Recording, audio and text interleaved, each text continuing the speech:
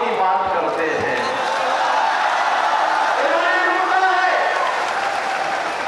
आप यूपी के अंदर ये तो दो लड़कों की जोड़ी गुमराह करने के लिए आई है। इन्होंने लूटने के सिवाय अपने परिवार के सिवाय किसी का कोई हित नहीं किया है, कभी नहीं किया है, कभी नहीं किया है। बहनों भाइयों, इन लोगों को जब भी जनता जनार्दन ने शक्ति दी है तो इन्होंने उस शक्ति का दुरुपयोग किया है, वैसे ही जैसे किसी कालखंड में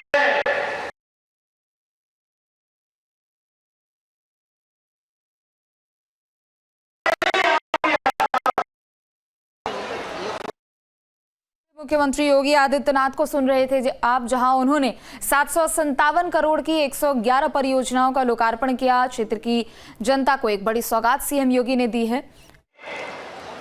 देश में राम सेतु को तोड़ने का कार्य कर रही थी, अयोध्या में राम मंदिर के मार्ग में बाधक बन रही थी, देश के अंदर कश्मीर में उग्रवाद को पनपा रही थी, देश की सुरक्षा में सेन लगाने का काम कर रही थी, तो समाजवादी पार्टी भी तो उसी के नक्शे कदम पर चल रही थी, उसी नक्शे कदम पर चल रही थी।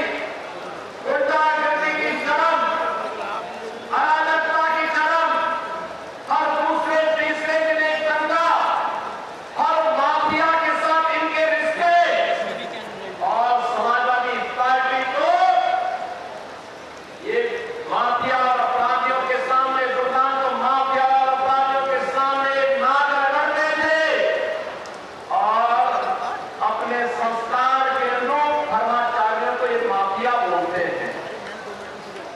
इनकी प्रवृत्ति को देखो, औरंगजेब की आत्मा सचमुच इनके अंदर घुस चुकी है।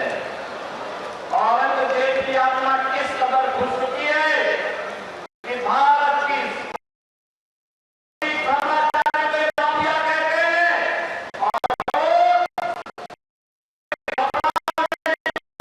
माफिया माफिया पशु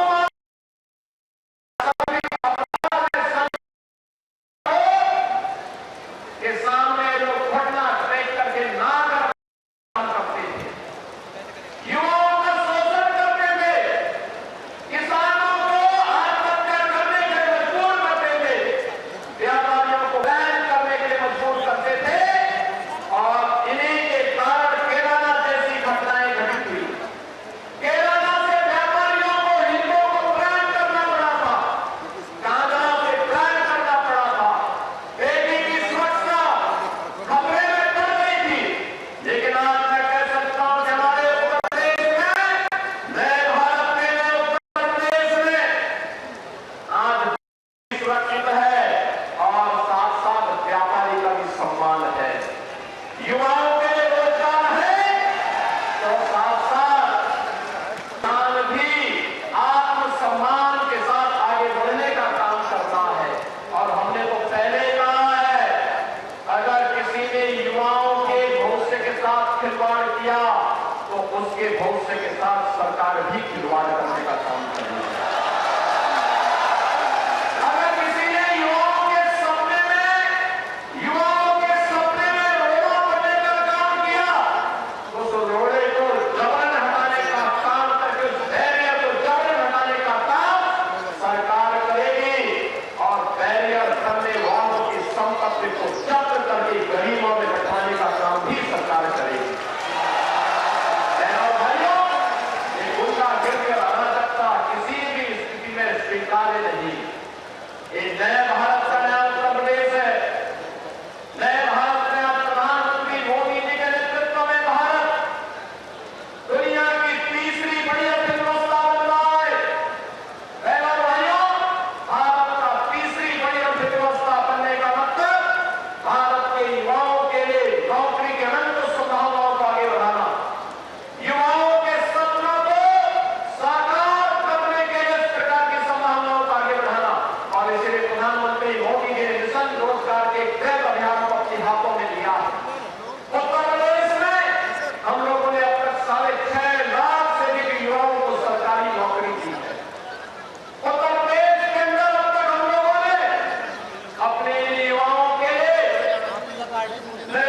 सुरक्षा का बेहतरीन माहौल देकर के यूपी में पहली बार 40 लाख करोड़ रुपए का निवेश के प्रस्ताव आए और इनमें तेजी के साथ जमीनी ढांचा पर उतरना प्रारंभ हुआ है। आज पैगाम है कि 40 लाख करोड़ रुपए के निवेश के प्रस्ताव का मतलब लगभग 1.5 करोड़ नौजवानों को सीधे सीधे नौकरी। वन डिस्ट्रिक्ट वन प्रोडक्ट के माध्यम से भी हम लोग अपने प्रदेश के अंदर नए उद्यम स्थापित करने के लिए कार्य प्रारंभ किए हैं और अब हमारी सरकार एक नई स्कीम लेकर के आ रही है। वह है मुख्यमंत्री युवा उद्यमी के रूप में। बहनों और भाइयों, 10 लाख युवाओं को अगले कुछ वर्षों के अंदर 10 लाख युवाओं को अगले कुछ वर्षों के अंदर पहले चरण में 5 लाख, दूसरे चरण में 10 लाख तक का ऋण, ब्याज मुक्त ऋण होगा। ब्याज जितना भी लगेगा वो सरकार भरेगी, युवा अपना उद्यम लगाएगा। एमएसएमई उद्यमों के लिए 1000 दिनों पर एनओसी की बाध्यता समाप्त, सारी औपचारिकता 1000 दिन तक होती रहेगी। आप अपना कार्य आगे बढ़ाइए। निजी क्षेत्र में प्राइवेट औद्योगिक पार्क स्थापित हो रहे हैं और विकास के साथ आधुनिक इंफ्रास्ट्रक्चर का जो मेल ये डबल इंजन की सरकार ने आगे बढ़ाया है, आज उसके परिणाम हम सबके सामने देखने को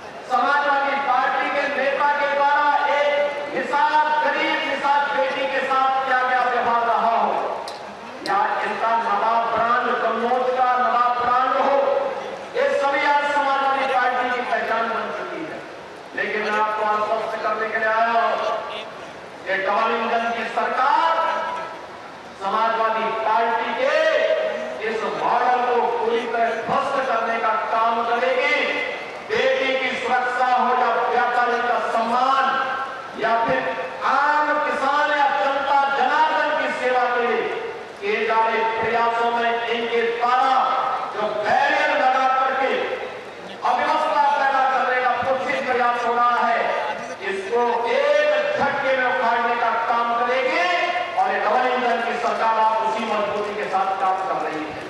बहनों और भाइयों, पेट्रोल इंजन की सरकार आपको रोजगार देने के लिए प्रतिबद्ध है। ये स्वामी विवेकानंद युवा सशक्तिकरण योजना के अंतर्गत मिलने वाला एक टैबलेट में स्मार्टफोन हम 2 करोड़ युवाओं को देने जा रहे हैं। ये 2 करोड़ युवा तकनीकी रूप से सक्षम होंगे तो भारत की जीडीपी में योगदान देंगे। ये 2 करोड़ युवा तकनीकी रूप से सक्षम होंगे तो इन्हें नए रोजगार की संभावनाएं आगे बढ़ेंगे। ये 2 करोड़ युवा अगर नौकरी और रोजगार के साथ जुड़ते हैं तो उत्तर प्रदेश भी भारत के विकास में ग्रोथ इंजन की भूमिका के साथ आगे बढ़ता हुआ दिखाई देता है। और यही कारण है पिछले 7-7.5 वर्ष में जो काम भारतीय जनता पार्टी की डबल इंजन की सरकार ने किया है, आज उसका परिणाम है जो उत्तर प्रदेश कभी देश के विकास में बैरियर माना जाता था समाजवादी पार्टी और बहुजन समाज पार्टी की सरकार के समय, आज वही उत्तर प्रदेश देश की अग्रणी अर्थव्यवस्था में से एक है। समाजवादी पार्टी की सरकार के समय 7वीं अर्थव्यवस्था के रूप में उत्तर प्रदेश था, आज उत्तर प्रदेश नंबर 2 की अर्थव्यवस्था बन चुका है। और बहनों और भाइयों, अगले 3 वर्ष हमारे लिए महत्वपूर्ण है। इन 3 वर्ष में उत्तर प्रदेश को देश का अग्रणी नंबर 1 की अर्थव्यवस्था बनाना है। अग्रणी अर्थव्यवस्था के रूप में इसलिए स्थापित करना है जिससे हमारे युवा को यूपी के अंदर भी कार्य कर सके। नंबर 1 की अर्थव्यवस्था का मतलब उसके सपनों को पंख लगाने के लिए, एक नई उड़ान देने के लिए सरकार का संबल उसके साथ जुड़े। और ये निवेश, ये रोजगार, ये नौकरी, इसी को लेकर के सरकार आई है। आज ने उत्तर प्रदेश के अंदर कार्य मिला, उसने अपनी प्रतिभा और अपनी ऊर्जा का लाभ उत्तर प्रदेश को दिया। पर कैपिटा इनकम दुगने से भी हुई, उत्तर प्रदेश की जीडीपी दुगने से भी हुई। एक नई गुणात्मक परिवर्तन आप उत्तर प्रदेश के अंदर देखने को मिला है।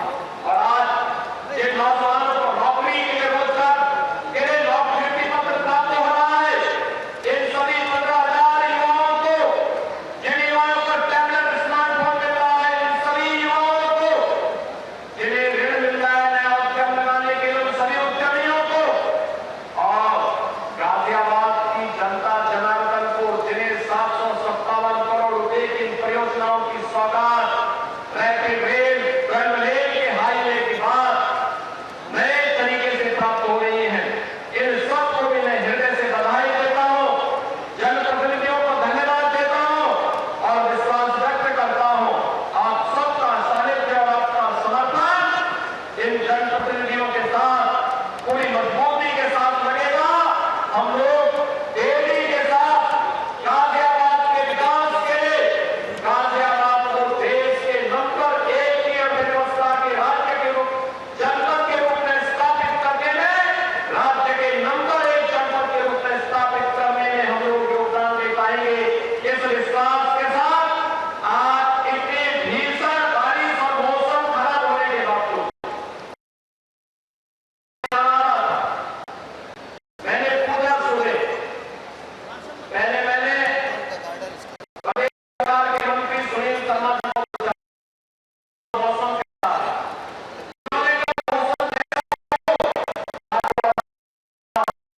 बड़ी उत्सुकता के साथ कार्यक्रमों के साथ जुड़ी हुई है।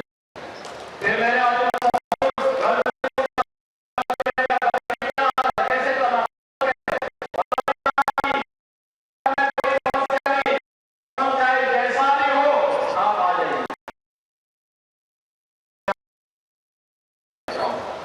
आपको मैं इस अवसर पर बधाई देता हूँ, युवाओं का अभिनंदन करता हूँ, आपको आश्वस्त करता हूँ कि डबल इंजन